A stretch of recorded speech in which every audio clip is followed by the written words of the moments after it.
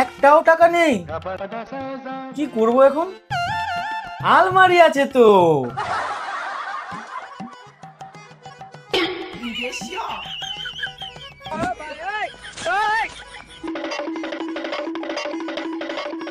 কি গো, কোথায় যাচ্ছো? কাজে। ও, এমন ভাবে যাচ্ছে মনে হচ্ছে যেন চুরি করেছে। বাবু, বাবু, তোমার জন্য একটা সুখবর আছে। দেখো, এই চুড়িদারটার দাম ১,৫০০ টাকা, কিন্তু এখন ৫০০ টাকা দিলেই দিয়ে দেবে। একটু দাঁড়াও। নাও আমার সোনাটা, চলো খেতে দিয়ে দিই। দিদি, ও দিদি, বাড়িতে আছো?